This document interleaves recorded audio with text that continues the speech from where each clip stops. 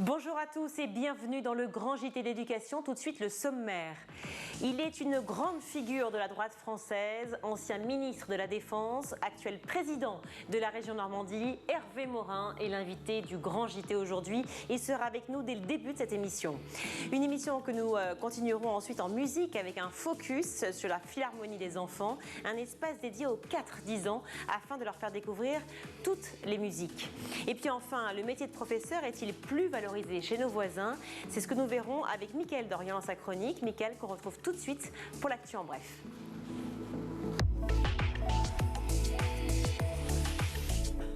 Mickaël, on a parlé sur School TV, eh bien, les épreuves de spécialité du bac débutent dans moins d'un mois. Oui, on en avait beaucoup parlé et pour cause, souvenez-vous, initialement prévues en mars, elles ont finalement été reportées du 11 au 13 mai en raison de la crise sanitaire et du retard pris par les élèves.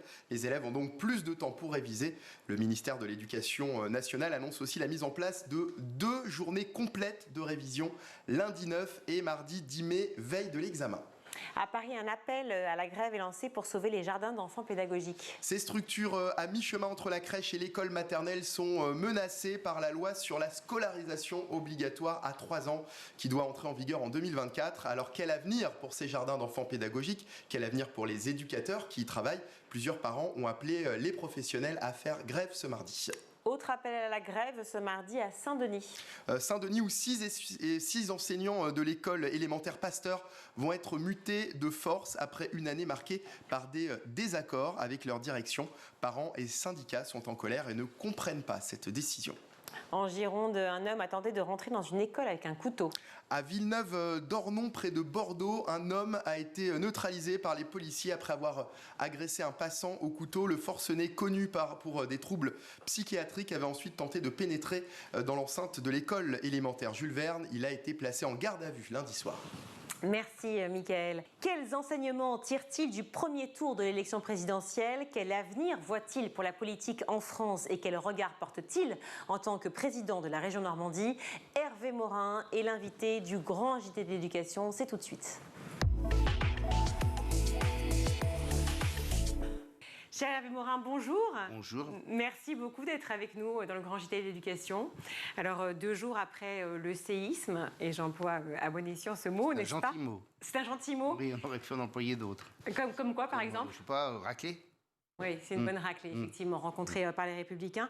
Vous avez eu le temps, j'imagine, d'y songer, d'analyser cette chute. Est-ce que c'est le désamour pour le parti, ou pour, justement, la personnalité de Valérie Pécresse? Je pense que on avait, et elle avait de loin, le programme le plus solide, le plus sérieux, le plus construit, le plus réalisable. En quelque sorte, tout était déjà prêt pour le lendemain de l'élection législative. Et c'était, j'allais dire, une chance pour le pays d'avoir un gouvernement dans lequel il y avait déjà la feuille de route et on pouvait dérouler pendant plusieurs mois, c'est-à-dire pendant les premiers mois, c'est-à-dire les mois les plus utiles. Bon, ça n'a pas marché.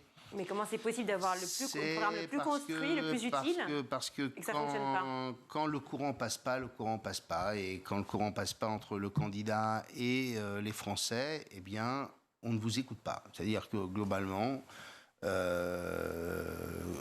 voilà, il n'y a pas d'écoute. Donc vous pouvez faire toutes les propositions que vous voulez, vous pouvez porter tout le projet que vous voulez, les gens sont hermétiques. Et là, on est tombé sur un schéma où progressivement les Français se sont refermés sur le vote utile qui nous a quand même qui a beaucoup pesé dans les derniers jours. En clair, les Français n'ont pas envie d'avoir un duo Mélenchon-Le Pen et parmi notre électorat, très clairement, on a dû perdre au moins 3 ou 4 points dans les 48 dernières heures. C'est le moment où on se dit, bon, qu'est-ce que je fais? Valérie Pécresse, a priori, ne sera pas au second tour. Est-ce que, éventuellement, je vote directement pour celui pour qui j'allais voter au second tour, c'est-à-dire Emmanuel Macron? Je pense que ça, on l'a payé cher aussi. Mais ce vote utile est arrivé parce que, justement, il y a eu un désamour pour l'incarnation. Oui, mais l'élection présidentielle, c'est... C'est que ça, l'élection présidentielle? C'est-à-dire que Macron l'a élu aussi pour ce qu'il était à ce moment-là, pour la rupture qu'il imposait? Vous êtes allé voter? Ah, bien sûr. Vous pourriez me citer 5 propositions des 5 principaux candidats? Non. Et moi, j'aurais bien des difficultés pour le faire. J'exagère, mais c'est mon métier. Hein, vous voyez. Et donc, en clair, il y a tout de même dans cette histoire-là, comme on est dans une monarchie républicaine, une question qui est d'abord une question personnelle. Et donc la question de l'incarnation est absolument clé. Les Français se font, d'ailleurs à tort, l'idée qu'il pourrait y avoir un homme providentiel capable de tout régler. Dès lors que vous êtes sur cette imagination collective, on voit bien que l'élément clé, c'est pas simplement le projet. Moi, on avait fait de l'analyse avec François Bayrou quand, en 2007, j'étais à ses côtés.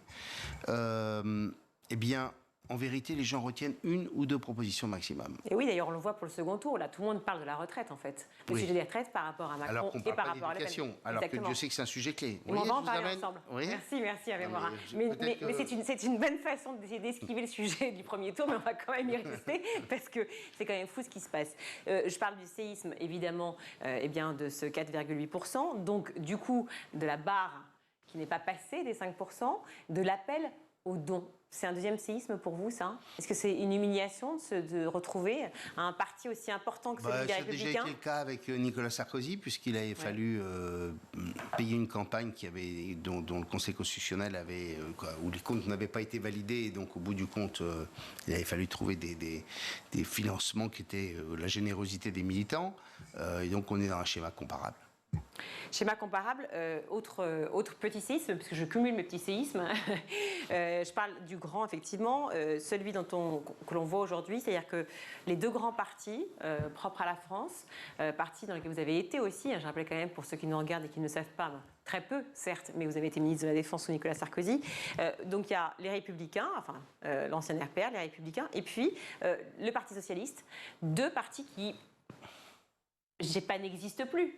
Il y a encore les centristes qui continuent d'exister, mais que vous représentez, mais il y a quand même deux partis qui sont rien aujourd'hui. Oui, comment se fait Comment on peut arriver à des extrêmes aussi forts? Rien aujourd'hui et peut-être tout demain. Tout demain, oui. Ça veut dire qu'aux législatives, tout va se jouer aux législatives? Vous voulez que je vous rappelle une chose? Avec joie. Bon, vous n'étiez pas né, mais merci de le dire. moi, je l'étais. Et souvenez-vous qu'en 1969, le Parti socialiste fait moins de 5%. Oui. En 1974, il fait 49%. Moi, j'ai connu François Bayrou et l'UDF faire 3 et quasiment être qualifié pour le second tour 5 ans plus tard.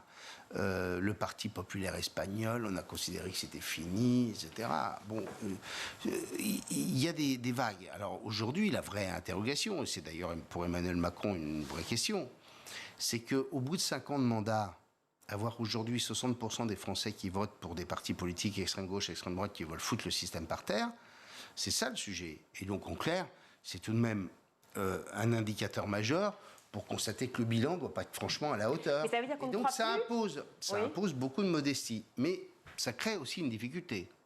C'est que réformer le pays au lendemain d'une élection, en général, l'élection présidentielle, c'est une espèce de thérapie collective où les Français s'indiquent, se posent les questions, quel est le schéma pour le pays, etc. Là, il n'y a pas eu de débat jusqu'au premier tour. Donc désormais, on se retrouve dans un sujet assez simple, extrême droite contre les autres. Bon, et quand même, 60% des Français qui disent nous, on ne veut plus de votre système. Donc quand vous allez avoir à porter des réformes, ça va être extrêmement compliqué. Comment vous allez faire? Et alors, par exemple, quand j'entends Emmanuel Macron dire pour la retraite, on va peut-être passer par référendum. Moi, je peux lui écrire déjà le vote du référendum. Je peux déjà lui dire, Monsieur le Président, faites surtout pas de référendum parce qu'on est sûr que le référendum, il va être négatif. Et oui, forcément.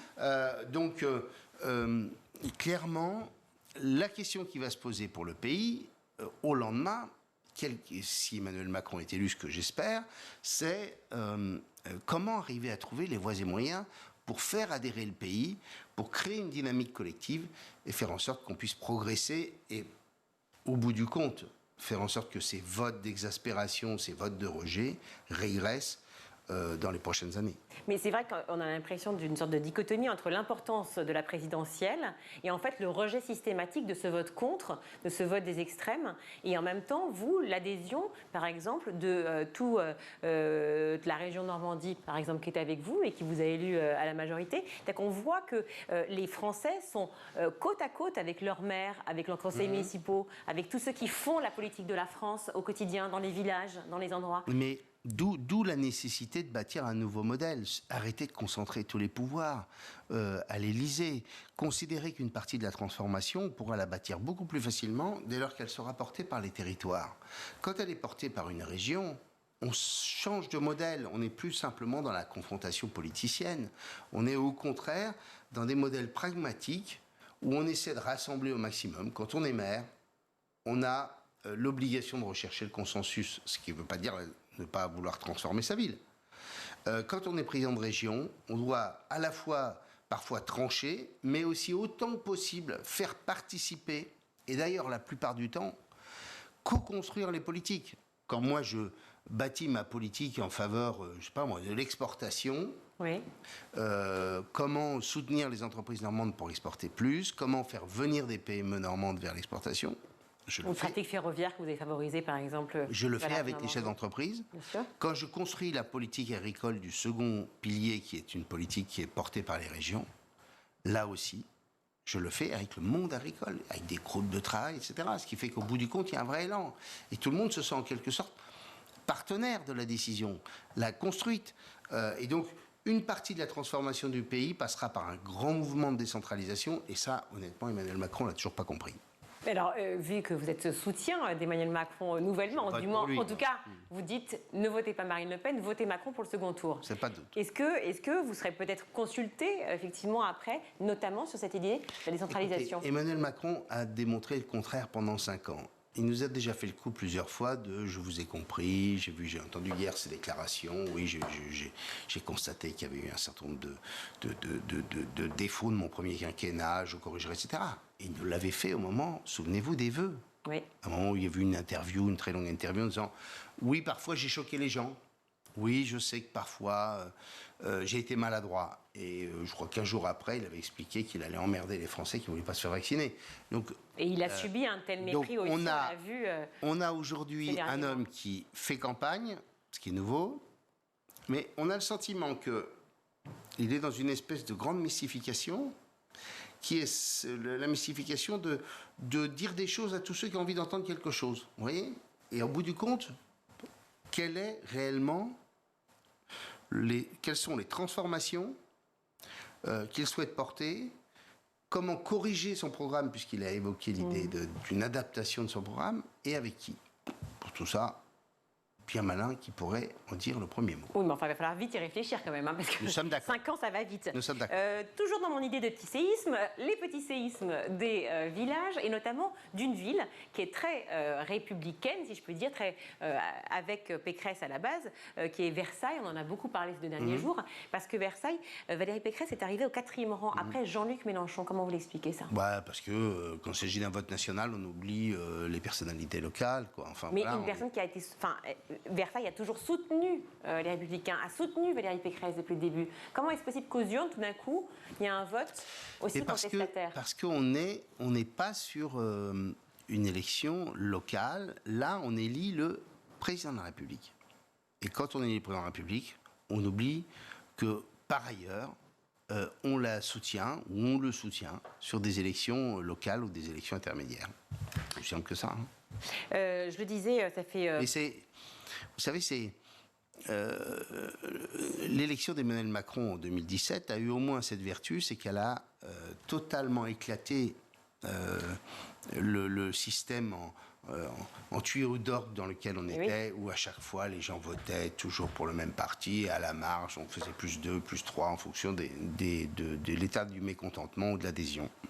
Là, on a des Français qui, d'une élection à l'autre, sont capables quelque sorte de se porter sur un candidat dont il estime qu'il est fait pour le job, à son niveau. Moi, quand je vois l'analyse des Normands pour les élections régionales, j'ai une partie des gens qui votent Mélenchon aux élections nationales, qui votent pour moi. Et c'est loin d'être négligeable, parce qu'ils estiment que je fais le job. Notamment, je fais le job pour l'économie, pour l'industrie. Quel est votre, justement, quel serait votre lien avec Mélenchon? Quels seraient vos rapprochements? J'ai aucun lien avec lui. Non, mais dans vos idées. Non, mais j'ai aucun... Vraiment, pour moi, Mélenchon, ça correspond au pire de ce qu'on peut exprimer comme violence, comme haine, comme... Vraiment, pour moi, je reconnais son talent, mais son talent d'orateur, vous voulez dire? cet homme me fait peur, quoi. Vraiment me fait peur. Et Mais ce que je veux dire, pour parler des électeurs, c'est qu'on voit bien qu'aujourd'hui, les Français, déjà aux élections municipales, effaçaient souvent leur appartenance à tel ou tel courant politique pour s'adresser d'abord et à mon tour au maire, en disant le mec il fait le job, donc je vote pour lui. Mais on le voit maintenant à beaucoup d'élections, même à des élections qui jusqu'alors étaient très politiques, comme les élections régionales. Moi, je suis dans une région où pour se faire élire quand on est de droite ou du centre-droit, il fallait se lever de bonne heure avant. Et là, j'ai été élu, je crois, parce que les gens se sont dit, quoi, je crois, je suis sûr, parce que les gens se sont dit, il a fait le boulot. Mais alors pourquoi un taux de participation pas assez important? Je parle de la participation générale, hein, Parce aux municipales et aux législatives. Oui, parce que souvent, c'est parce qu'il n'y a pas non plus beaucoup d'enjeux. Globalement, pourtant, ils sont énormes, au contraire. C'est la politique du quotidien, c'est local. Oui, mais il n'y a pas forcément d'enjeu quand on est à Neuilly et qu'on se dit le maire de Neuilly il fait le boulot. Donc, de toute façon, il va être élu. Donc, ça ne vous incite pas forcément à aller voter quand, globalement, vous estimez que l'élection est déjà faite. Il y a aussi ça qui compte. Alors, je disais, là, les législatives, je vais y arriver, arrivent dans peu de temps. 104 députés pour l'instant qui représentent les Républicains à l'Assemblée. Est-ce qu'on peut espérer une survie des Républicains pour les prochaines? Mon espoir, c'est que nos compatriotes se disent qu'il faut des contre-pouvoirs. Les contre-pouvoirs, ils peuvent être ou à l'Assemblée nationale, c'est-à-dire faire en sorte que tous les Français soient représentés et qu'on oblige Emmanuel Macron à écouter, à dialoguer, à faire en sorte qu'une partie des propositions portées par des familles politiques puissent être entendues. Et puis les contre-pouvoirs, ils existent aussi au niveau local. Et donc, là, ce que j'espère, c'est que nos compatriotes, et je le crois d'ailleurs, ne nous mettent pas une assemblée monocolore. Je pense qu'il n'y aura pas le même élan qu'il y a eu en 2017. Et donc, ce que j'espère, c'est que ceux qui ont été élus dans des conditions difficiles en 2017 puissent au moins être réélus et qu'on ait quelques belles surprises. Moi, je vois dans ma région, on a quand même des députés En Marche qui ont été totalement absents, inconnus de nos compatriotes. Moi, je discutais dans mon ancienne circonscription avec les maires disent, on ne connaissait même pas qui c'est notre député. Comment c'est possible, ça? Parce qu'ils ne font pas le boulot. Et donc, ce n'est que chez les REM, ça n'existe pas côté républicain. C'est des gens qui ont été élus en envoyant un CV. Donc on peut le faire. Moi, j'envoie un CV, je peux être élu demain. En Marche, c'est comme ça qu'ils ont recruté leur candidat aux législatives en 2017. Ils ont été recrutés sans ce qui, en général, constitue le parcours, c'est-à-dire mais est-ce que c'est pas le défaut, justement, de la politique? Pardon de vous couper, mais est-ce que c'est pas le défaut de la politique? Est-ce que, quand on est citoyen, finalement, on se dit, lui, il a été élu, comme vous le dites, voilà, il a été élu, il a envoyé son CV, et puis voilà. Et donc, finalement, les Français ne croient plus en ça. Non, mais ça, c'est les Français qui votent. Après, ils ont le droit de voter autrement. Et oui, bien sûr. Mais ça fait partie aussi de... Ils peuvent se dire. Donc, quand je prends ces élections législatives, il y a un certain nombre de candidats de notre famille politique qui sont des gens qui ont bossé, qui sont sur le terrain, qui connaissent les communes, qui sont au contact des habitants, qui connaissent les problèmes. Et on peut espérer qu'en effet, toujours dans cette même logique, on n'est plus simplement sur un vote d'appartenance politique, on ait un certain nombre de belles surprises. Alors, les belles surprises, c'est justement votre région. Donc, je le disais, vous avez été largement réélu. Vous faites beaucoup pour la Normandie et notamment pour les jeunes. On est sur School TV, donc une chaîne consacrée à l'éducation. On va parler de l'éducation. Alors, évidemment, on aimerait rester des heures à pouvoir discuter avec vous. On n'a pas le temps, mais en gros, j'aimerais pouvoir quand même parler de votre programme régional d'action éducative et de tout ce que vous avez fait pour les jeunes. Car c'est très important de voir à quel point vous vous battez. Et je l'ai vu, lu et relu, et je le sais surtout au quotidien, pour les inégalités sociales. La première inégalité, c'est d'abord l'information, l'orientation, le carnet d'adresses pour construire son parcours scolaire. Oui. Bon, ça, on a créé une agence de l'information et de l'orientation. Et on essaie de faire en sorte que les jeunes puissent enfin connaître les entreprises, sortir des représentations dans lesquelles on est. Justement, vous disiez au micro d'Europe 1, excusez-moi, en février, parce que ça coïncide. Aujourd'hui, à l'école, c'est dis-moi d'où tu viens, dis-moi quelle est ta famille, je te dirai quelle école tu feras. Il faut repenser le système. Bien sûr, le système, c'est quand même incroyable dans un pays qui est aussi pétri d'égalité, qui accepte la plus grande des inégalités, qui est l'inégalité scolaire.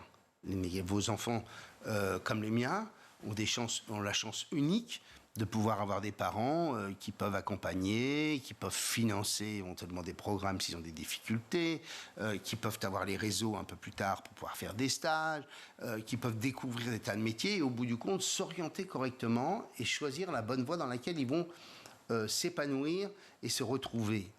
Je vais vous raconter cette anecdote.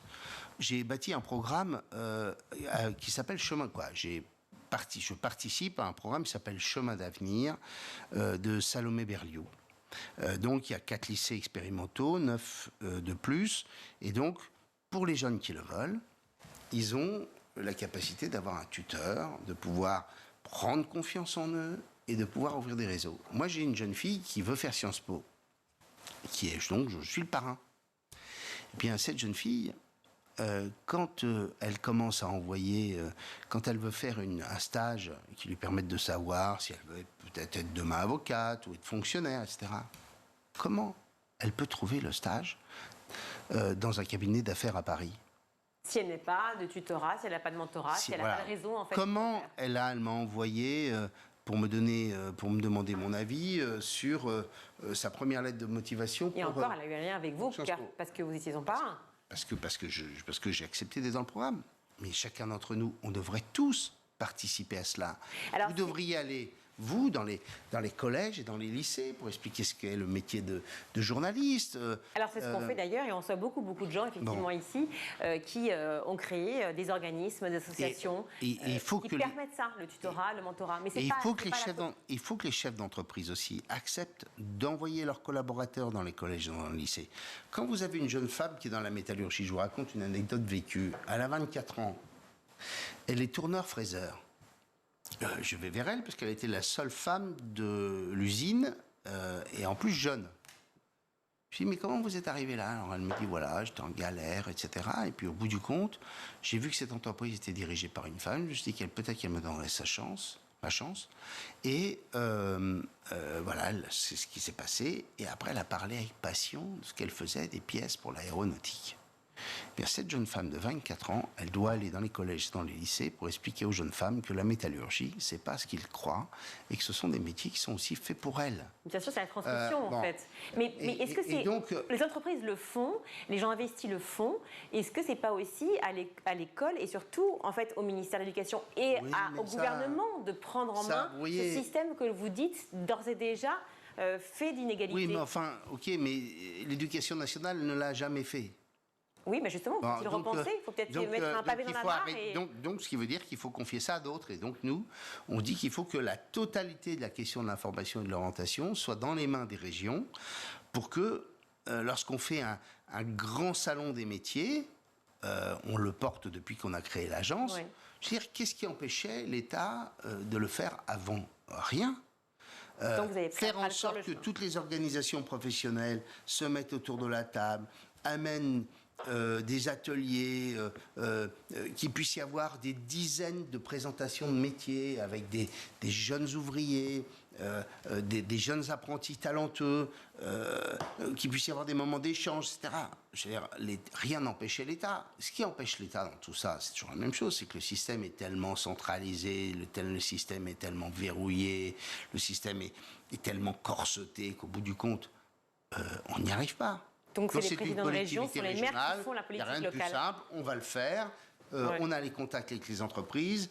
Le développement économique, c'est une grande compétence régionale. On a un dialogue quotidien avec les entreprises, les organisations professionnelles, et on fait.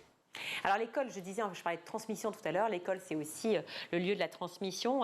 La Normandie, terre du débarquement, évidemment, tout le monde le sait, le lieu qui héberge un centre absolument fabuleux qui est le mémorial de Caen. Pour vous, c'est essentiel justement la transmission de l'histoire, du patrimoine français, de ce qu'est la France pour tous ces jeunes. Vous voyez, on a notamment un programme sur Auschwitz qui nous amène à emmener des enfants dans ce camp après un programme pédagogique avec des classes sur l'année. C'est toujours un moment très émouvant. Je suis allé une fois, voilà. Et puis c'est essentiel surtout. Oui, c'est essentiel. Et puis pour des jeunes, c'est tout d'un coup la découverte réelle. C'est pas livresque.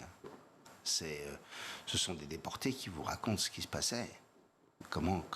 Quel est le système industriel qui avait été mis en place pour assassiner par centaines de milliers les Juifs.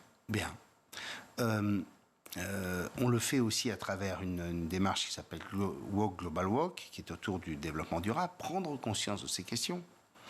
On le fait à travers un programme, puisque nous avons un grand forum à Davos de la paix, on fait un prix Liberté qui permet à des jeunes issus du monde entier de pouvoir désigner trois lauréats potentiels et après un vote qui est à l'échelle mondiale où tous les jeunes avec Orange, on fait ça, peuvent voter pour l'un des trois. Les jeunes ont voté la première fois lorsqu'on a mis en place ce prix Greta Thunberg, qui nous a fait le plaisir et l'honneur de venir là. Grande militante écologiste. Voilà. On a eu une jeune saoudienne qui a lutté pour la liberté des femmes, qui était emprisonnée. Nous avons été les premiers à porter ça sur la place publique. C'est devenu ensuite une cause internationale qui a amené l'Arabie Saoudite à la libérer. Loujen. Et donc, on cherche autant que possible à être dans le périéducatif. Il y a l'offre pédagogique, c'est du domaine de l'État, très bien.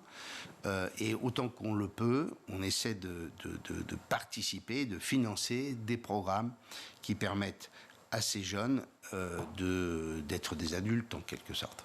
Et oui, bien sûr, les adultes de demain et de prendre conscience de la chose publique, la chose politique. Mais à quelques jours, je leur dis, c'était avant-hier, dimanche, on est mardi, c'est ça, avant-hier, le premier tour, encore 2 semaines. Donc on est vraiment aujourd'hui dans cette logique de la présidentielle, mais pas perdre de vue ce qu'est être citoyen aujourd'hui. C'est ce que aussi vous prenez, vous, dans tous les lycées que vous montez dans la région Normandie. Être concerné par son pays. Conscience, autant que possible, le plus possible. Lorsqu'on va à Auschwitz, on ne peut pas sortir de là sans avoir une révélation sur l'importance de la démocratie, la tolérance, le respect de l'autre. Et la transmission de l'histoire, de pouvoir continuer à parler d'histoire dans les lycées. Et ce joyau que représentent les libertés publiques. Bien, je pense qu'il y a quand vous avez la capacité de participer à des programmes pédagogiques qui vous amènent à être présent par milliers au moment de notre forum Normandie pour la paix, de rencontrer des grands acteurs des droits de l'homme, des libertés, des prix Nobel, et de prendre conscience des combats, des atteintes aux droits de l'homme dans tant de pays, sur tant de continents, eh bien, je crois qu'on fait œuvre utile. Voilà. D'autant que vous êtes très développé sur tout le numérique, notamment en Normandie. Merci 1000 fois, Hervé Morin, d'avoir été avec nous. J'espère qu'on pourra se reparler peut-être au lendemain du second tour. En tout cas, écoutez, voilà, les 2 candidats sont à l'œuvre et merci de pouvoir être là avec nous pour décrypter tout ça. Restez avec nous, on se retrouve juste après là.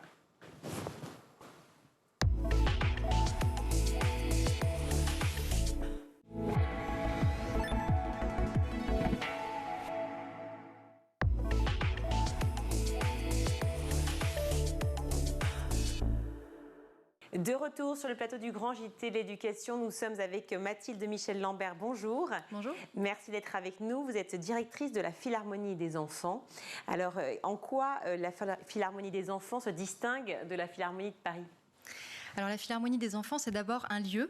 C'est un espace de 1000 m² qui a ouvert ses portes à la fin de l'année 2021, le 29 septembre exactement, qui se trouve dans le bâtiment de la Philharmonie, donc dans ce grand bâtiment de Jean Nouvel qu'on aperçoit du périphérique. C'est magnifique.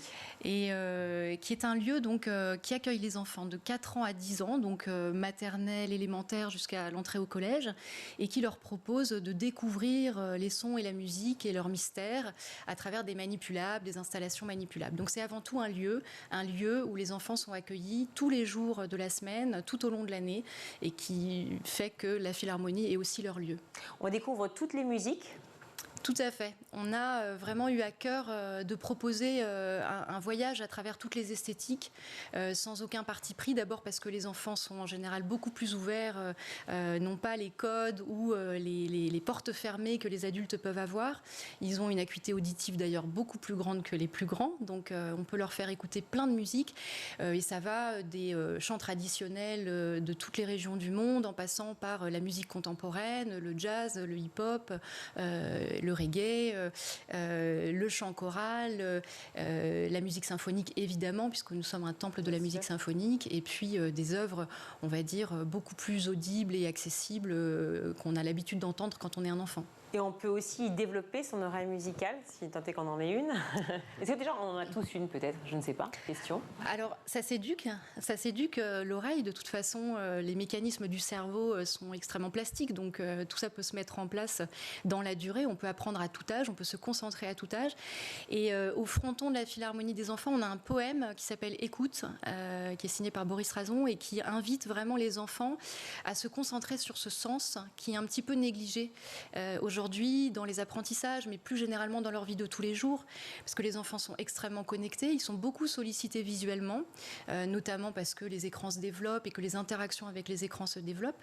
Mais l'ouïe est un sens qui est finalement mis de côté, et donc la Philharmonie des enfants leur propose aussi de se concentrer sur ce sens-là, de mieux percevoir à quoi il peut leur servir, effectivement de discriminer des sons de la nature, de mieux écouter les voix distinctes dans une polyphonie ou dans une œuvre musicale, de comprendre d'où viennent les timbres des instruments, etc. Donc on essaye, oui, de leur proposer une expérience sensorielle qui les éduque à ce sens de l'ouïe. Il y a plusieurs parcours en fait que l'on peut choisir, ou comment ça se passe la découverte justement? Alors en fait c'est une découverte en autonomie, en liberté. Finalement les enfants sont un peu émancipés de l'autorité des adultes dans cet espace, parce qu'ils viennent avec des parents ou des grands-parents ou des professeurs des écoles, mais ils font leur expérience tout seuls comme des grands, et ils collaborent entre eux. Donc c'est un espace qui est réparti en 5 univers thématiques, où ils peuvent vraiment naviguer absolument comme ils l'entendent, avec une place centrale qui distribue l'ensemble de ces espaces.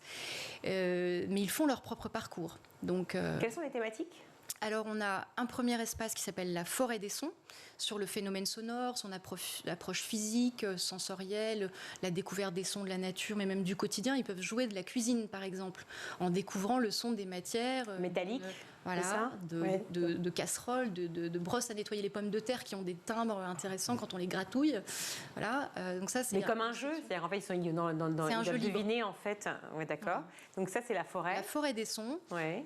On a ensuite Machine sonore, qui est un espace qui est consacré aux instruments de musique. Alors on a créé des instruments imaginaires, des énormes instruments. Ils sont vraiment majestueux. Ils font 6 mètres, 10 mètres. Ce sont des géants et ils sont imaginaires dans le sens où ils reproduisent des mécanismes connus comme celui de l'orgue, des guitares, des marimbas, etc. Mais ils ne ressemblent à rien comme instrument spécifique existant, puisqu'on a par ailleurs le musée de la musique qui présente des milliers de pièces de tout lieu du monde et de toute époque. Il y a un troisième espace qui s'appelle On Stage, qui s'appelle En scène, qui est consacré à l'expérience de la scène, avec la reconstitution d'une mini-salle de rock où on peut jouer des instruments simplifiés avec une partition graphique. Donc on peut n'avoir jamais touché à une guitare, à une batterie, à un clavier. On a une petite partition graphique qu'on va suivre. Et c'est un interactif qu'on a développé avec le concours de Ubisoft, qui nous a accompagnés aussi sur pas mal d'usages dans ce lieu. Et puis une autre salle qui reconfigure d'une certaine manière une salle d'orchestre symphonique, où là on va diriger l'orchestre. Donc on va pouvoir diriger l'orchestre de Paris, qui est l'orchestre de la Philharmonie de Paris, fabuleux, dans différents extraits de musique remarquable symphonique.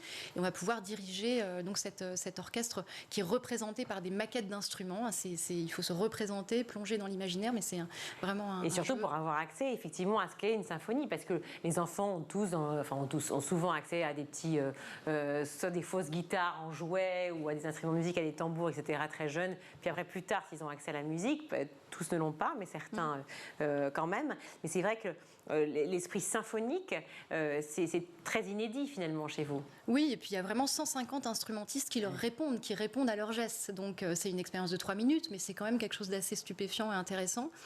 La 4e section qui est en bleu, parce que chacun des univers a une couleur. Je précise que cet espace a été scénographié par Constance Guisset, qui est une designeuse scénographe de grand talent, qui a fait quelque chose de très soigné. Le 4e espace est consacré à la découverte du corps comme instrument. Donc c'est la voix avant tout, avec un énorme globe terrestre qui représente le monde, mais de manière imaginaire, avec des personnages un peu étranges qui sont à la croisée des instruments de musique, des objets, des animaux ou des êtres humains. Donc un gros globe terrestre où on peut écouter des voix d'expression vocale du monde entier, et puis des jeux autour de la voix, de la percussion corporelle, parce qu'on peut aussi faire de la musique avec son corps, en rythme, en suivant une chorégraphe et des danseurs. Et puis le dernier espace qui s'appelle Par ici la musique, c'est un espace où on essaye de comprendre cette chose assez complexe de la composition, de l'architecture qu'on ne voit pas, de l'architecture musicale, de la polyphonie, du lien entre la musique et l'image. Donc on peut aller dans une mini-salle de cinéma pour bruiter une séquence de Charlie Chaplin ou Buster Keaton. On peut aller dans une salle de cinéma, on va switcher des bandes originales avec des images et on va se rendre compte de la portée vraiment illustrative, émotionnelle de la musique sur ces images. Et puis voilà, des installations qui permettent de composer des petits morceaux et d'appréhender ce que c'est que cette écriture et ce langage. C'est pour les enfants de quel âge ? 4 ans, 10 ans. 4 ans, 10 ans. Donc on a fait le choix, évidemment ce lieu peut accueillir aussi les bébés, on peut venir avec des bébés en les portant, il y a des endroits où on peut d'ailleurs être au calme avec eux, on peut rentrer dans le globe terrestre, on entend des berceuses, j'ai oublié de le préciser, donc on peut aussi materner. Pour les bébés aussi. On peut aussi materner dans ce lieu, paterner, enfin, néanmoins les installations sont quand même destinées à l'usage des enfants qui ont une motricité fine, qui marchent, qui ne vont pas s'épuiser en 1 heure et quart, et jusqu'à l'entrée au collège. Et il se trouve qu'il y a des plus grands qui accompagnent d'ailleurs les 4-10 ans, des grands frères, des grandes sœurs, qui quelquefois se prennent au jeu, des adultes eux-mêmes. On a un mini studio électro, on peut avoir des adultes. Faire du voice-over comme ça, de la voix off sur les bandes, c'est absolument génial. Est-ce que vous organisez des rencontres avec des artistes qui viennent justement aussi à la rencontre du public ?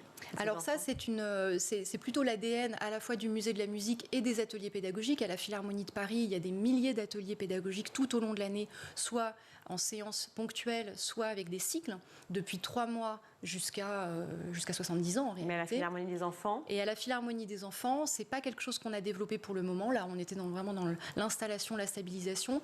Mais effectivement, on réfléchit à l'événementialisation autour de temps forts de la Philharmonie, de manière à donner des échos à ce qui se passe par ailleurs dans les salles, avec des expositions, avec d'autres événements, pour convier des artistes. Je précise que dans cet espace, j'ai oublié de le dire, il y a également un studio immersif, on l'appelle Plein les oreilles. C'est un espace qui fait une 50aine de mètres carrés, donc on y rentre à 20 maximum, mais il peut y avoir une classe, les enfants sont d'ailleurs très heureux de jouer, de danser dedans, qui propose de s'immerger complètement. Il y a 63 haut-parleurs qui diffusent une musique derrière des toiles qui reçoivent une projection vidéo. Donc des films ont été créés spécifiquement pour ce lieu, on est complètement immergé. C'est un espace où il y a de la création musicale, de la création chorégraphique, et où on a la possibilité aussi, exactement, de créer des films où on essaye de faire en sorte que le film soit secondaire par rapport à l'écoute, et donc d'encourager le sens de l'écoute. Et c'est un espace dans lequel notamment les enfants en situation de handicap, quelquefois autistes ou polyhandicapés, se sentent assez bien. Ça dépend des films, mais on a de l'image réelle, de l'image animée, du motion design. Et voilà, c'est aussi une expérience. Comment vous l'expliquez qu'ils se sentent bien dans ce lieu ?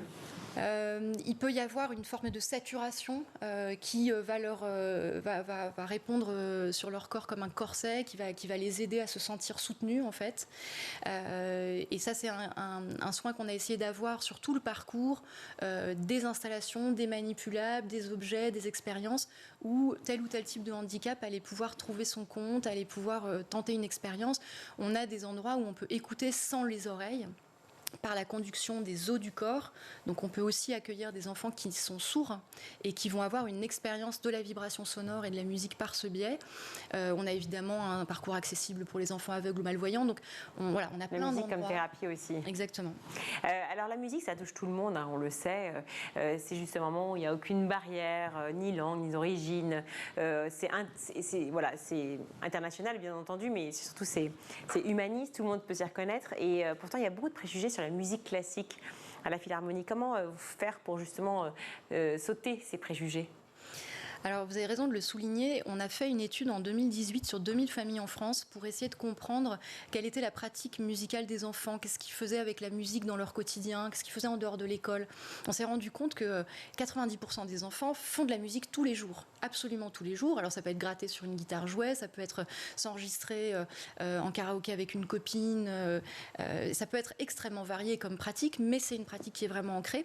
Il y a aussi un souci des parents de leur proposer un accès à la musique musique, y compris à la musique académique, on va dire, avec une inquiétude de leur part de ne pas savoir les accompagner parce que ça semble être le temple de quelque chose d'inaccessible, dans lequel on n'a pas les codes, dans lequel on se sent aussi peut-être un peu honteux de ne pas avoir une forme de culture.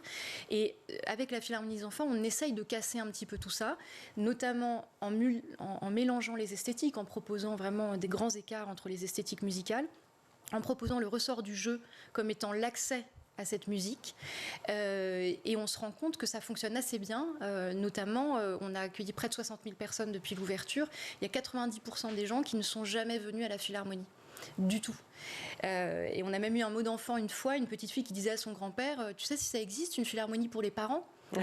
Et le grand-père ne sachant pas, disant bah oui j'imagine. Bon, donc on peut se dire que avec cet accès facilité, décomplexé, ludique, on va aussi encourager les enfants à franchir les portes de salles de concert. Et à éduquer les parents. Exactement, c'est comme ça que ça se passe. C'est grâce à eux que tout se passe en fait. Ouais. Hein. Et voilà, privilégier les enfants toujours. Merci beaucoup Mathilde et Michel Lambert merci pour votre accueil. D'être venue sur School TV, on est ravis. Vous êtes directrice de la Philharmonie des enfants à Paris, Courésy. C'est absolument génial. Tout de suite, c'est l'heure de retrouver la chronique de Michaël Dorian avec Vue à l'étranger.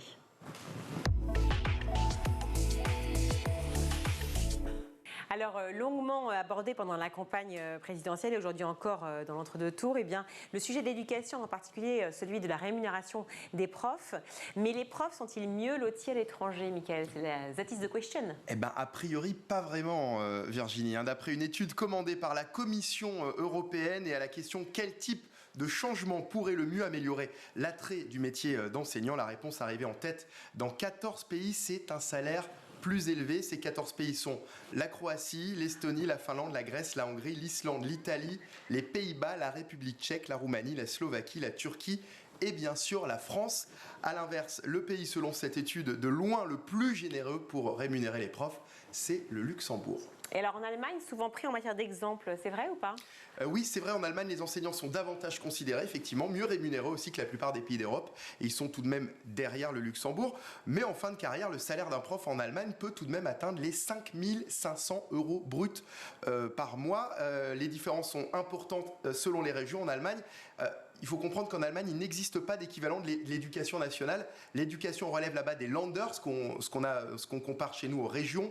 Un professeur débutant en primaire gagne entre 3 500 et 4 000 € bruts par mois. Dans le secondaire et au lycée, les salaires varient entre 4 000 et 4 600 € bruts par mois. Alors, l'autre modèle, c'est la Finlande. Et pourtant, vous me disiez qu'elle fait partie des 14 pays dont le salaire des profs arrive en tête des revendications. Et pourtant, les enseignants, ils sont payés en moyenne plus de 3 000 € par mois. C'est beaucoup plus élevé que chez nous. Mais vous avez raison de dire que ce pays scandinave est souvent pris en modèle. Je vous parlais il y a quelques jours de l'enquête PISA. Virginie, vous savez, c'est cette enquête qui a démarré la semaine dernière. C'est le programme international qui teste les acquis des élèves de 15 ans. Et depuis très longtemps, la Finlande truste les premières places de cette étude, loin devant la France. Alors l'aspect matériel, il y a pas quelque chose, on en parlait, mais il y a aussi la pédagogie. Oui, alors qu'en France, on se focalise souvent sur la discipline et les notes, en Finlande, l'initiative des élèves est davantage mise en valeur. L'enseignant, par exemple, ne peut pas noter en dessous de 4 sur 10. En Finlande, c'est pas possible. Il a en revanche une liberté totale pour adapter son cours. Aucune crainte d'ailleurs qu'un inspecteur vous rappelle le programme à suivre lorsque vous êtes prof, puisque le corps d'inspection a été supprimé en Finlande depuis les années 90. Écoutez Amy, elle est professeure de langue et était interrogée au micro de France Info. Je dois m'assurer que mes élèves peuvent communiquer en anglais. Mais avec quelle méthode, c'est à moi de décider. Donc si ma classe fonctionne mieux avec des projets ou en passant par le jeu, la musique, je le fais. Le modèle finlandais est souvent pris en exemple, mais pourtant la France est loin d'être le pays le plus à plaindre. Non, nos confrères de France Info se sont intéressés également au cas d'Israël. Dans les écoles publiques, les enseignants sont plutôt mal payés en début de carrière, mais aussi après plusieurs années. Ils sont moins bien payés que la moyenne, alors que les classes israéliennes sont parmi les plus surchargées. Selon une enquête publiée par le quotidien économique israélien The Marker, un enseignant israélien sur 5 abandonne la profession au cours des 3 premières années. Résultat, il y a une vraie pénurie d'enseignants dans le pays. Ok, donc alors les profs sont-ils mieux lotis ailleurs que chez nous? Finalement, oui, mais pas partout. Bah oui, on est loin d'être les pires en matière d'éducation, loin aussi d'être les pires pour ce qui est de la rémunération et du bien-être des enseignants. C'est une façon, bien sûr, de rester positif. En revanche, on est aussi loin d'être les meilleurs et une réflexion doit se faire pour améliorer les choses avec les acteurs de l'éducation. Et c'est aussi à ça que sert School TV et le Grand JT de l'éducation, pour débattre, engager une réflexion et tenter de faire bouger les choses. Virginie. Essayons. Merci Mickaël. Cette semaine, Nelson Montfort est l'invité de Malika Ménard dans Souvenirs d'écolier. Il lui a notamment raconté d'où lui venait son amour du sport. Regardez. Vous avez grandi où? Alors, je suis très international. J'ai grandi partiellement en Suisse, aux États-Unis et en France. Mais vous êtes né en France? Je suis né à Paris, enfin à Boulogne, à côté de Paris, oui. Et vos parents, eux, ne sont pas français? Non, mais mon père était citoyen américain, malgré le nom Montfort, qui est d'origine française, c'est un ancien nom d'origine protestante. Quant à ma mère, elle était néerlandaise. Et d'ailleurs, ça a influencé toute ma vie parce que j'étais fils unique et mes parents parlaient anglais entre eux. Ce qui veut dire que c'est pour ça que vous étiez très voilà, donc moi, dès le plus jeune, je peux dire que c'est à la fois ma langue paternelle et maternelle que j'ai entendue pendant toute ma jeunesse et toute mon adolescence. Ouais. Et comment ils atterrissent à Paris? Eh bien, par les fonctions de mon père, qui était banquier international et qui donc bougeait beaucoup. Et donc, c'est comme ça que... Vous êtes né ici? Oui, ça aurait pu être aux États-Unis, certainement, d'ailleurs, 1 ou 2 ans près. Mais voilà, c'était donc ici. Et ils vous mettent dans une école classique ou une école américaine? Alors, les deux. Les deux. J'ai commencé, ma toute première école est effectivement... alors non, l'école maternelle, c'était en Suisse. J'ai beaucoup étudié en Suisse, d'autant que mes parents ont pris un peu leur retraite, si je puis dire, en Suisse. Mais entre-temps, j'ai fait quelques écoles en France, et notamment une, et ça va vous faire sourire, parce que... ça s'appelait, elle n'existe plus, ça s'appelait le collège Le Moncel, à Jouy-en-Josas. Et quelques années avant moi est sorti de cette école Michel Sardou. Ah oui. Qui était et la seule fois où j'ai rencontré, enfin je l'ai rencontré 2-3 fois, mais une fois où je l'ai rencontré un peu en privé, je lui ai tout de suite dit le Moncel, bien sûr. Et en fait, je pense que je serais resté là-bas si ce n'était pour les voyages de mon père. Quel rôle, justement, vos parents, ils ont joué dans l'éducation?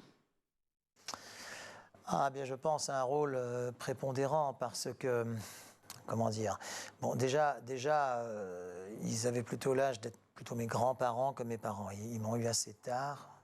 Et donc j'étais fils unique, comme je vous le disais il y a quelques minutes. Et forcément, il y a beaucoup d'amour, quoi, beaucoup d'amour. Et là... j'avais notamment avec mon père des conversations qui, je crois, étaient assez matures pour le jeune homme que j'étais.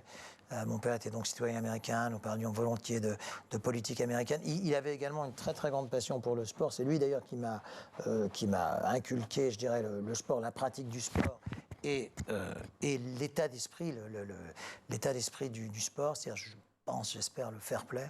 Bien que ce soit, paraît-il, un mot un peu démodé aujourd'hui. Non, en ce moment, on a intérêt à le remettre plus jamais que d'actualité. Ouais, je pense qu'il faut absolument, je suis d'accord, mais bon. Enfin bref, voilà. Vous pratiquiez justement des sports? Ah, je pratiquais, je pratique toujours beaucoup de sport. Étant plus jeune, je pratiquais beaucoup ça me rapproche du patinage. J'ai commencé par le hockey sur glace, qui est pas exactement un sport de dentelle. Il faut y aller. Voilà. Donc voilà, c'est un sport ça m'a beaucoup inculqué, le hockey sur glace, parce qu'il y a une forme de, comment dire, presque d'autodéfense. C'est un sport rude, c'est un sport, mais c'est un sport également très technique que j'adore toujours comme spectateur, évidemment. Peut-être que le fait que plusieurs années après, je commente le patinage artistique, c'est peut-être un lien, parce qu'évidemment, pour jouer au hockey sur glace, il faut savoir patiner. Ouais. Voilà. Et patiner d'ailleurs également en arrière pour voir arriver les mauvais coups. Ça, c'est vrai. Et quel autre sport? Et alors, tout ce qui est sport de neige et glace, ski, ski de fond, raquettes, tout ça, tous les sports de neige et glace, et puis également le tennis et le golf qui aujourd'hui accompagne encore ma vie. Aujourd'hui, c'est le golf, votre sport? Le golf et parfois le tennis en double avec mes filles. Si on vous demande un souvenir d'écolier précis, qu'est-ce qui vous vient en tête? Ça peut être ça, si, non, mais ça, je pense que ça va vous faire sourire. Le jour où j'ai passé le bac, comme je vous le disais, j'étais vraiment pas bon du tout dans les matières scientifiques en général et en maths en particulier, où je ne comprenais rien à rien. Et puis, enfin non, j'avais une moyenne de 2 ou 3 sur 10. Ah oui, quand même. 2 ou 3 sur 20, ouais, 4, 5 sur 20, 2 sur 10. Et le jour du bac, il y a une sorte de, je ne sais pas, d'éclaircie, je ne sais pas ce qui s'est passé. Vous savez, en plus, le bac, c'est pas comme la philosophie ou le français, c'est vrai, c'est juste ou c'est pas juste. Quoi. Donc la limite entre le 0 et le 20, enfin j'exagère un peu, mais... Non, mais on voit très bien voilà. ce que vous voulez dire. Et donc, je fais cet exercice, je ne me souviens plus de ce que c'était. C'était du côté d'Annecy, ça en revanche. Et donc on ressort, donc, évidemment, avec les camarades de classe, vous connaissez ça, on compare nos résultats. Et donc, je sais pas, il y en a une dizaine qui ont à peu près la même hein, et moi, plus il y en avait un qui ne comprenait rien à rien, et moi, j'avais un autre résultat. Bon, j'ai dit, bon, ça y est, il y en a 10 qui ont le même résultat. Bon. Et il y avait le professeur qui était là. Comment ça s'est passé? Je dis, ben voilà, eux, ils ont tous trouvé, moi j'ai ça. Et je me souviens, il fumait des petits mégots, c'est des petites cigarettes jaunes. Il dit, mais non, mais c'est Nelson qui a raison. Vous avez eu combien au final? J'ai eu 18.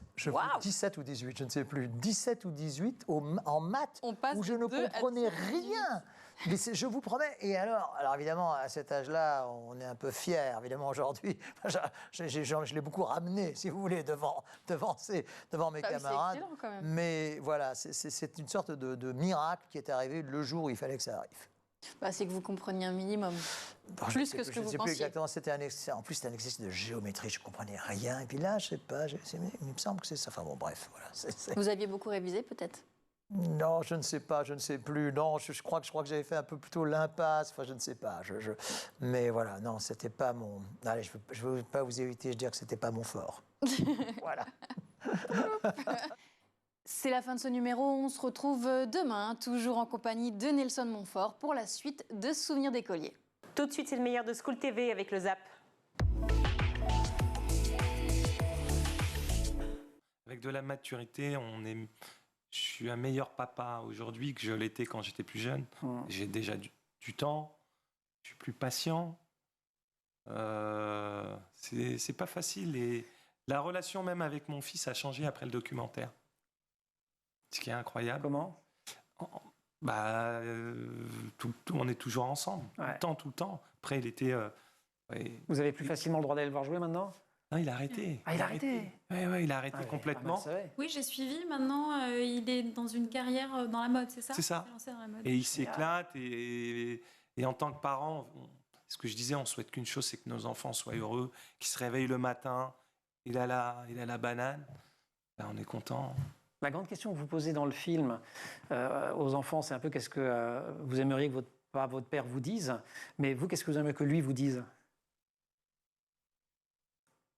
Qu'est-ce que je voudrais qu'il me dise? Mais il me dit toujours qu'il m'aime. Donc vous le dites aussi. Que dire de plus? Qu'est-ce que je peux rajouter? Je suis content, mon fils m'aime. Je pars du principe que le plus grand héritage que j'ai laissé à mes enfants, c'est l'éducation et le respect. C'est un passeport pour la vie. Et s'ils ont ça, je suis l'homme le plus heureux du monde. Quel est l'éventail des possibilités, si je puis dire, quand on part comme ça à l'étranger pour un étudiant ou un futur étudiant en France? Il y a, on l'a dit, le volontariat, mais pas seulement. Pas seulement, il y a également les possibilités de partir étudier, se former, en sachant que le programme Erasmus+ permet aussi à des jeunes en alternance de vivre une mobilité à l'étranger.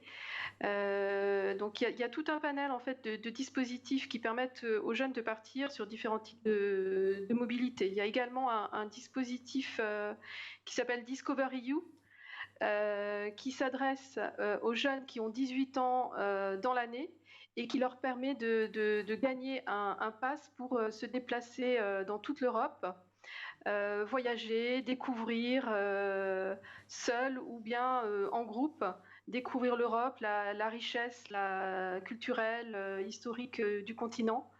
Et donc il y a un appel qui est d'ailleurs actuellement en cours, qui est ouvert jusqu'au 21 avril et qui s'adresse aux jeunes qui sont nés entre le 1er janvier 2003 et le 30 juin 2004.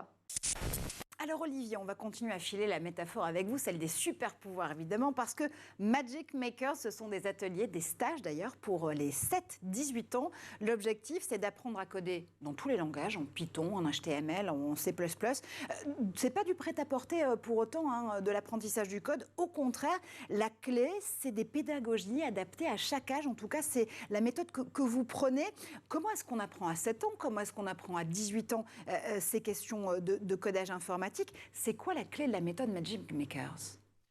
La clé de la méthode Magic Makers, c'est fonction de l'âge de l'enfant, de ses intérêts ou pas, d'être capable de lui faire découvrir les basiques, encore une fois, du numérique. Alors, quand on dit le numérique, c'est extrêmement large. Il y en a qui veulent coder, il y en a qui veulent s'intéresser à l'intelligence artificielle. Il y a des goûts et des couleurs pour tout le monde, mais en tous les cas, c'est mettre un marchepied à chaque enfant pour le faire entrer par une porte possible sur le monde du numérique, fonction de son âge, et lui donner envie d'en savoir plus avec les années. C'est votre père à vous? Oui. Il vous avait encouragé? Quel père avait été-il pour que vous deveniez un fils champion pour le coup? Mais là, il n'y a pas de pression. Moi, j'ai aucune pression. Alors que il faisait quoi? Il est manipulateur en radiologie. Ouais. Donc effectivement, c'est pas du tout le même créneau. Ça n'a rien à voir. Pas de comparaison. Ma mère était aide-soignante, infirmière. Ouais. Mais ils auraient aussi pu ne pas comprendre votre passion, ne pas l'accompagner. Ils l'ont fait pourtant. Non, mais au départ, ça a été compliqué. Ça a été très difficile parce que je partais à Strasbourg. Donc, c'était. Maintenant, on parle de football à la télé. Il y a eu des documentaires, il y a eu des reportages. Mais à l'époque, moi, quand je pars en 89. Je pars à Strasbourg. C'est une grande surprise. Et c'est une grande surprise. Ma mère. Comme mes parents ont divorcé, j'ai vécu avec ma maman. Et elle voulait pas que je parte. Parce que c'était comme si elle abandonnait son fils, en fait. Océane, justement, Claire en parlait, quand on est à l'étranger, qu'on découvre une nouvelle culture, on en apprend plus sur les autres ou plus sur soi-même? C'est dur comme question. Peut-être plus sur moi au final, parce que en plus j'ai découvert plein d'autres cultures. J'ai découvert la culture nord-irlandaise, mais je vivais avec une personne originaire de Barcelone, donc j'ai énormément appris sur la culture catalane. J'ai rencontré je me suis fait un ami italien, hongrois, à travers. On a quelques infos sur vos prochaines destinations, quoi. On a compris. C'est ça. Mais donc non, c'est vrai qu'on apprend énormément sur soi quand on est à l'étranger et qu'on part. Et qu'est-ce que vous avez appris sur vous? Vous savez ou pas, justement? J'ai l'impression que déjà vous êtes un peu plus décidé concernant votre métier à venir, parce que vous allez vous lancer dans le journalisme, justement, ça vous a conforté dans... Oui, bien sûr, parce que c'est une aventure où on découvre plein d'histoires, et puis le métier de journaliste, c'est aussi aller découvrir les histoires des autres, donc c'est vrai que ça m'a conforté sur cette voie-là. Après, c'était un projet que j'avais déjà depuis la fin du collège, donc ça n'a pas été un déclic sur place, mais ça n'a fait que le conforter, bien sûr. Et est-ce que vous avez trouvé justement en Irlande du Nord, vous n'auriez pas pu le trouver en France? La gentillesse. La gentillesse. Non, mais c'est les. Dit-elle en me regardant dans la gentillesse. Non, mais les gens sont vraiment adorables et très très serviables, et c'est quelque chose qu'on n'a pas forcément toujours. Peut-être aussi parce qu'on vit à Paris, et donc les gens sont très stressés, etc. Donc il y a une vraie forme d'humanité dans cette région-là. Donc c'est vrai que ça fait plaisir à voir. Amélia, je le rappelais, tu es évidemment une de nos chroniqueuses dans l'École du Futur, mais tu es surtout la cofondatrice avec Perrine Logel de Coloris. C'est la méthode que vous avez toutes les deux mise au point pour apprendre le code sans écran, tu le rappelais, pour les 3-6 ans. Et j'aime la phrase que tu cites notamment sur le site de Coloris, pour des enfants éclairés dans un monde toujours plus technologique. L'idée de départ de Coloris, elle est née comment ? Alors l'idée de départ, elle vient du constat que les enfants, dès le plus jeune âge, sont eux aussi confrontés à l'outil numérique. Ils sont entourés de numérique à l'école, à la maison, dans la rue, mais que finalement, il y a assez peu de support pédagogique pour les accompagner, pour leur permettre de comprendre, de prendre de la distance. Et donc voilà, l'idée, c'était vraiment de créer ces supports pédagogiques de manière à ce que même les jeunes enfants puissent devenir des citoyens éclairés. Ça veut dire qu'ils peuvent aussi mettre les mains dans le cambouis de cette logique, déjà, du code. Pas besoin forcément d'écran pour pouvoir le faire. Tu es venu avec énormément d'outils, justement. On a très envie, je sais que Guillaume veut absolument réussir à faire une page de coloré avec ce petit robot. Ça fonctionne comment ? Alors, toute l'approche, elle repose sur un conte, parce qu'on sait que les jeunes enfants sont friands de narration. Enfin, voilà, toutes les personnes qui fréquentent des jeunes enfants voient à quel point ils sont dans la lecture, ils ont besoin de lire et relire les mêmes histoires. Donc, on a eu envie de leur proposer une narration qui permet permettent dès 3 ans d'appréhender les concepts informatiques comme l'algorithme, le système binaire, la logique booléenne, jusqu'à l'intelligence artificielle. Et ils vont suivre un petit garçon, une petite fille qui vont donc du coup découvrir tous ces concepts de manière très simplifiée et mise à la portée du tout petit. Et ensuite, à partir de chaque chapitre, on va leur proposer de manipuler chacun des concepts. Donc par exemple, avec Code ton dessin, ils vont pouvoir coder un dessin à la façon d'un algorithme. Donc par exemple, deux grosses, et voilà, on parlait du drag and drop de Strat, on est vraiment dans cette idée aussi, deux grosses fleurs violettes. Voilà, donc l'enfant écrit l'algorithme et ensuite l'exécute, je ne sais pas si on voit bien, parfait, sur une feuille à la façon d'un dessin. Donc voilà, aujourd'hui on a une 50aine d'activités qui permettent vraiment de mettre les mains dans le cambouis, comme tu le disais. Nous aidons les jeunes à concrétiser leurs projets de mobilité en Europe à l'international. L'idée, c'est vraiment de servir de levier et de pouvoir accompagner les jeunes qui souhaitent partir, quel que soit le type de mobilité. Alors pour ça, on propose différents formats. Il y a la possibilité d'avoir un entretien individuel avec un conseiller. Et nous avons aussi une programmation d'événements qui ont lieu tout au long de l'année, qui peuvent être des événements sur des pays ou bien sur des programmes de mobilité. Et nous avons aussi des formats collectifs pour les classes. Nous nous adressons également aux lycéens et donc nous invitons très régulièrement les enseignants à inscrire leur classe pour participer à des Euroclasses. Vous avez zéro autorité, Olivier Quimper, je me permets de vous le dire, on ne se connaît pas bien. Non, mais parce qu'ils ont commencé par le tennis, par le judo, taekwondo, mais je ne voulais pas. Je ne voulais pas justement qu'il y ait cette comparaison tout de suite. Vous dites aussi d'ailleurs qu'il y a très peu de fils de footballeurs qui ont fait une meilleure carrière que leur père. Pourquoi ? C'est vrai, mais je veux dire, vous avez une explication, c'est ça, vous pensez, c'est la pression? C'est une des raisons, et on le voit, nous, notamment à travers les différents athlètes, les différents sports. On voit que le football, que ce soit le fils de Djorkaeff, Ohan, mon fils, on sent qu'ils ont un petit peu plus souffert que les autres. Et pourtant, Yuri lui-même, il est fils de footballeur, et d'un grand footballeur. Très grand footballeur, Jean. Oui, mais c'est encore plus difficile. C'est ça, c'est le petit-fils de Jean, c'est ça. Le petit-fils, c'est le fils, c'est compliqué. Et c'est une autre génération, donc c'est peut-être différent aussi. C'est différent, et les réseaux sociaux, il y a plein de choses qui rentrent en compte. Et quand je vois la famille Noah, la dynastie Noah, le grand-père Zachary, qui a gagné la Coupe de France avec Sedan. En foot. Après, Yannick, Roland Garros. Tennis, et Joachim. Dans le basket, c'est exceptionnel. Pour vous dire, il n'a pas le choix parce qu'il raconte dans le film qu'il se faisait battre par sa grand-mère au tennis. Donc c'était un peu la honte quand même. Olivier Daco, qui était donc l'invité d'Emmanuel Davidenkoff dans La Quotidienne. C'est la fin de cette édition, Mickaël. On se retrouve demain. Avec plaisir. Et oui, même heure, 20h30, avec les rediffs à 22h30. Ainsi que le lendemain, il y en a plusieurs, 9h30, 14h et 17h. School TV pour nous retrouver. Canal 247 sur les Freebox. Elisa Bernardo à la réalisation. Maxence Mougin au son. Agathe Delannoy et Maguette à la rédaction et Emma Raza-Findra-Lambeau au make-up. Bonne soirée à tous. Ciao.